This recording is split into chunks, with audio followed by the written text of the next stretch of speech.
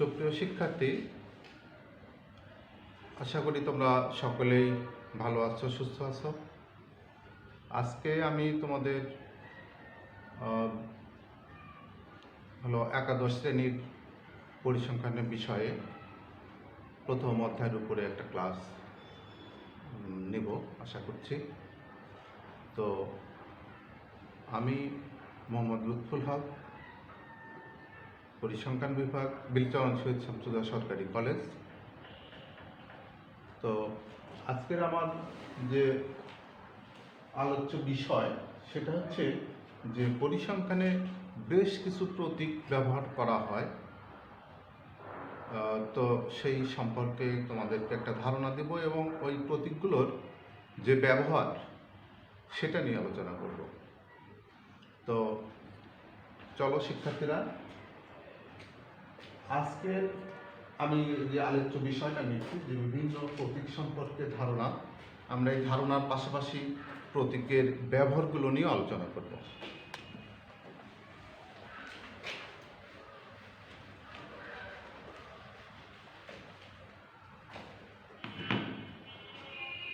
তো এখানে বিভিন্ন প্রতীক বলতে এই প্রতীকগুলো শুধু এই অধ্যায়ের না, এখানে পরিসংখ্যান বিষয়ের প্রায় প্রতিটি চ্যাপ্টারেই এই প্রতীকগুলো ব্যবহার করা হয়। তো সুতরাং এটা বেশ গুরুত্বপূর্ণ। দেখো, যেমন এটা একটা প্রতীক, এটা অ্যাকচুয়ালি হলো একটা গ্রিক দেশীয় একটা অক্ষর বা বর্ণ বলতে পারো, যার নাম হলো সিগমা। আর এটা সামেশান অর্থে ব্যবহার করা হয়। তো তারপরে আমি ব্যাখ্যায় পরে আসবো। আর একটা প্রতীক দেখো এইরকম, এটা সম্পর্কে মানে তোমাদের একটু ধারণা আছে, কারণ নিজ ক্লাসে এটা ব্যবহার করা হয়েছে। তো এটা হচ্ছে, এটাও গ্রিক দেশীয় অক্ষর পাই। এটা যদিও পাইয়ের মান হচ্ছে 22/7, তবে পরিসংখ্যানে এটাকে এভাবে ধরা হবে না, এটাকে এই পাইয়ের এটা গুণ অর্থে ব্যবহার করা হয়, ঠিক আছে। আবার আরেকটা আছে হলো এই সামেশনটাই ডবল, এটাকে বলা হয় ডাবল সামেশন, অর্থাৎ যোগফলের যোগফল। তো আমি একটু ব্যাখ্যায় আসি যে ব্যবহারগুলো কীভাবে হয়। দেখো,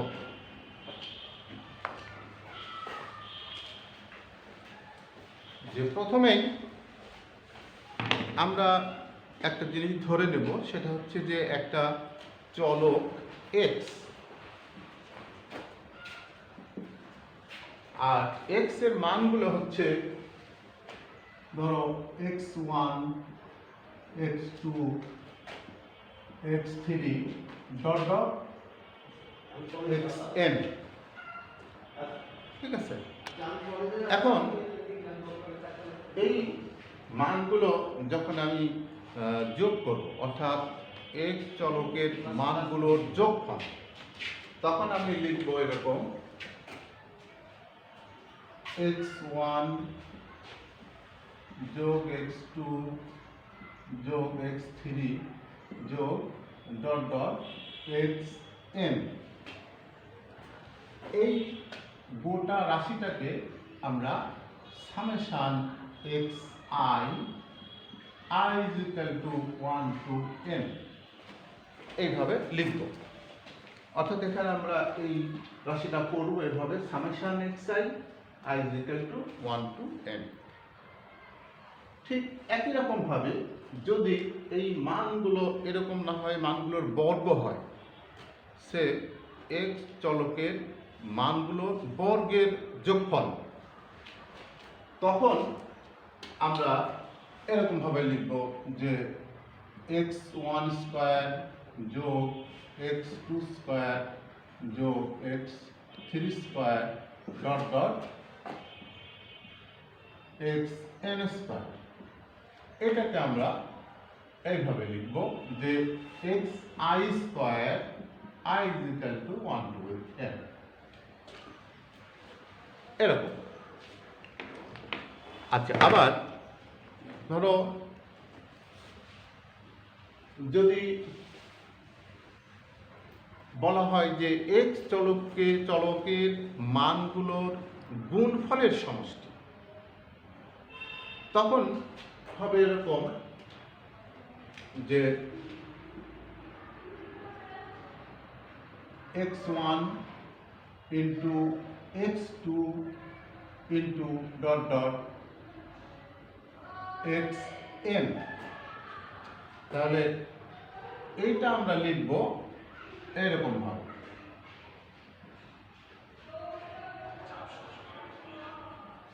অর্থাৎ এটাকে পড়া হয় যে প্রোডাক্ট টার্ম অফ xi, অর্থাৎ x এর মানগুলো গুণফল। আচ্ছা, আবার ধরো যদি এরকম হয় যে অনেক সময় ডবল সামেশন কাজ করে, অর্থাৎ যখন চলক একটার পরিবর্তে দুইটা হয়ে যাবে তখন আমাদের ডবল সামেশন ব্যবহার করতে হয়। সেটা কিরকম? আমরা যদি ধরে নেই যে চলক আমাদের এক্স এবং ওয়াই দুইটা, এক্স একটা চলক, ওয়াই একটা চলক। এক্স এর মান হচ্ছে x1 x2 dot dot xn, আর ওয়াই এর মান হচ্ছে y1 y2 dot dot ym। সেক্ষেত্রে যদি এই দুইটার যোগফলের যোগফল করা হয়, অর্থাৎ এখানে আমি প্রথমে ধরে নিব যে জেড একটা চলক, অর্থাৎ সামেশন জেড, আর এটা সমানই হলো সামেশন হলো xi প্লাস y। তবে এখানে হবে হলো ডবল সামেশন, যখনই চলক দুইটা হবে তখন সামেশনও হবে হচ্ছে ডবল, অর্থাৎ এখানে হবে হচ্ছে i is equal to 1 to n এবং এখানে j is equal to 1 to n। আর এইটা সমানই হবে হচ্ছে এরকম summation i is equal to 1 to n, এইখানে হলো m into i is equal to 1 to xi plus n summation j is equal to 1 to m y j।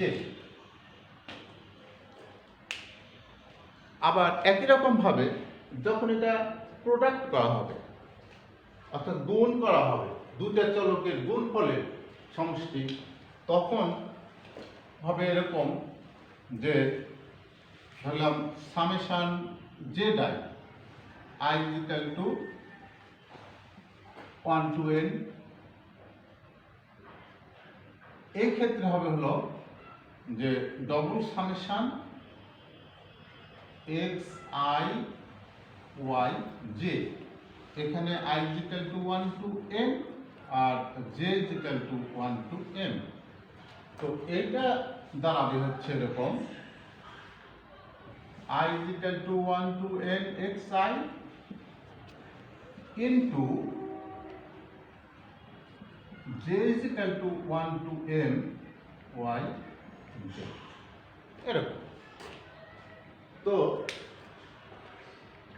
যদি অনেক সময় আমাদের চলক এবং চলকের পাশাপাশি গণসংখ্যা দেওয়া থাকে, তখন এর ব্যবহারটা কেমন আমি সেটা একটু দেখাবো।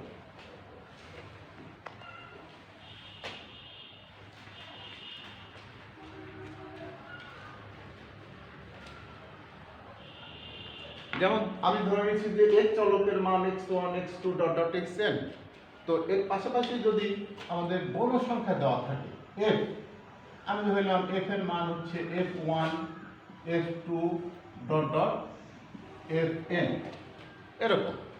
তো সেক্ষেত্রে চলক ও উহার গণসংখ্যার গুণফলের সমষ্টি, সেটা আমি লিখব হচ্ছে এইভাবে যে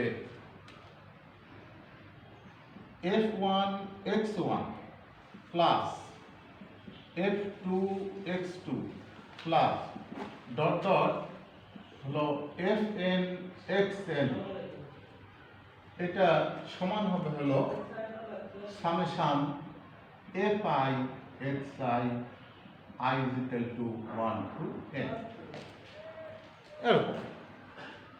আবার যদি হয় যে চলকের গণসংখ্যা ও চলকের বর্গের গুণফলের সমষ্টি, তাহলে সেক্ষেত্রে কি হবে?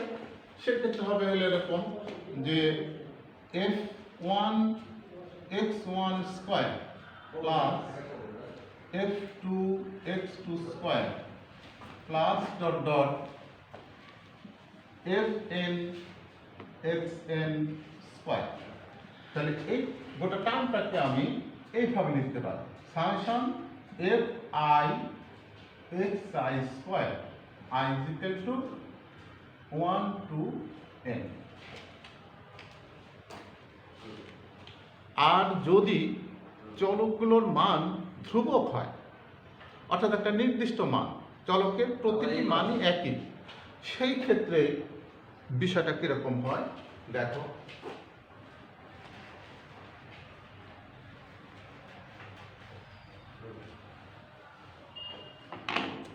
মনে করো যে এর চলকের প্রত্যেকটা মান সমান এবং সেটাকে আমরা a ধরে নিলাম, তাহলে কি হবে?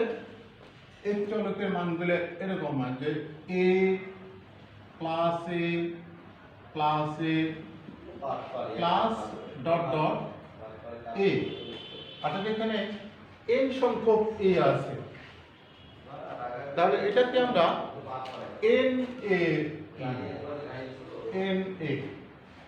অথবা এটাকে আরেকটু ভেঙে যদি লিখি তাহলে summation a I is equal to 1 to n, আর এইটা সমানই হচ্ছে n a, এভাবে আমরা লিখতে পারবো।